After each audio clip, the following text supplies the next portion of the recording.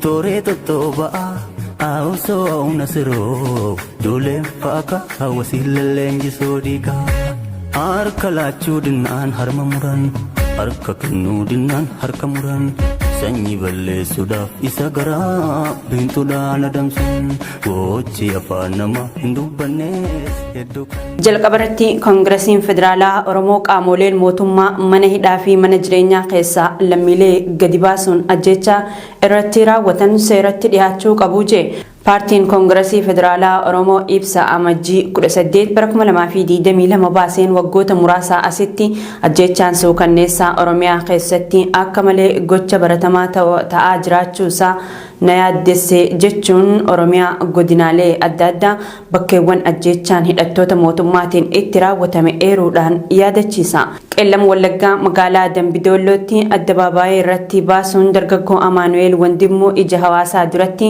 qaamolee nageenyaatiin ajjeefamuusaa kan yaadachiisu kaafaa'uun ajjeechaan wal fakkaataan godina wallagga bahaa magaalaa Naqamtee Shawaa Lixaa aanaa Baakoo Horroo Guduruu aanaa Jimmaaraaree fi iddoowwan biroottis raawwatamuu ibsa. Ijoo keenya itti aanuun qondaalonni bilxiginnaa damee oromiyaa ajjeechaa jiila abbootii gadaa karrayyuu irratti raawwatan gara dabsuun gaafatama jalaa ooluuf shira biraa qopheessaa jiraachuu maddeen keessoo saaxilani.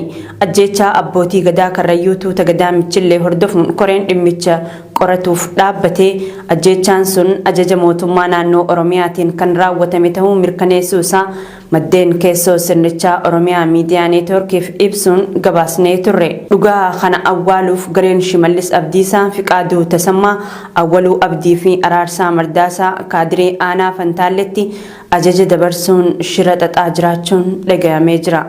Kaaba Oromiyaa Walloo Aanaa Daawwaa Caffaa dabalatee kanneen hafan biroo keessatti waraanni mootummaa ajjeechaa jumlaa raawwate. Godinicha keessatti namoonni ji'ootaan dura hidhaman hedduun manneen hidhaa adda addaa keessaa baafamuun ajjeefamanii raasaa gubbaatti gatamanii jiru.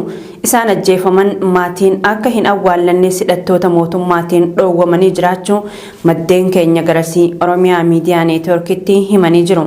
Aanaa Harxummaa Fursee mana hidhaa Caffaa Roobiit qofa keessaa namoonni baafamanii ajjeefaman 3 yoo ta'an reeffi isaanii ammoo iddoo Intalee jaamtutti akka gatame odeeffannee jirra. Gaggabahaa aanaa Sibuu Siree ganda Jaarsoo Waamaa jaamutti waraanni bilxiginnaa barataa kutaa 8 kan ta'e Abdataa Baacaa kan jaamu badii tokko malee 5f nyaata geessite jechuun naannoo mana isaatti rasaasa itti dhukaasuun ajjeesuun himame. Abdataan hawaasa naannoo isaa keessatti nama ilaalcha gaarii qabu yoo ta'u mana amantaa warra wangeelaa Makaana Yesuus Jaarsoo Siree keessatti tajaajilaa kan turee fi koree faarfattoota waaldichaa akka tures jiraattonni naannichaa ni himu. Ajjeechaan wal fakkaataan lixa Oromiyaa aanaalee garagaraatti maqaa shanee gargaartu joon raawwatamaa kan jiru yoo ta'u sababa neetworkiin badeef odeeffannoowwan danuun dhokataa akka jiran maddeen eeranii jiru.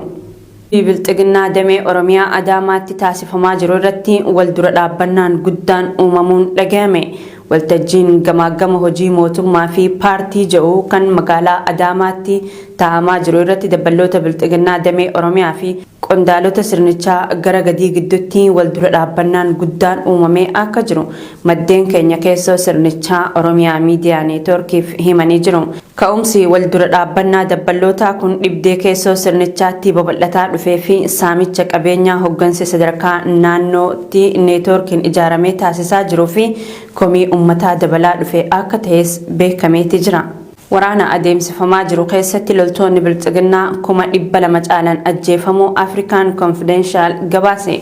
Waraana waggaa tokko oliif Itoophiyaa keessatti deemaa jiruun hanga ammaatti loltoonni bilxiginnaa fi milishoonni naannolee walumatti 200 caalan ajjeefamuu akka hin oolle Afrikaan Confidential maddeen isaa wabeeffachuun gabaasee jira. Humnoonni naannolee fiinxaaleeyyiin Amaaraa fi waraanni bilxiginnaa walumaa galatti 400 ta'u humnoota Tigraay loluuf bobbaasuu isaanii mirkaneeffadheen jira kan jedhe gabaasni kun kanneen keessaa yoo xiqqaateen walakkaan waraanichaa keessatti lubbuu isaanii dhabuu barreesseeti jira. Waraana kana keessatti humnoonni Tigraayilleen kisaaraa hedduu keessummeessuu tuqeeti jira. Barruun Afrikaan Confidential kun Tolee kabajamtoota daawwattoota Oromiyaa Miidiyaa Neetwoork oduun ijoon ammaaf qabanne kana fakkaata babal'ina oduu kanneenii oduu keenya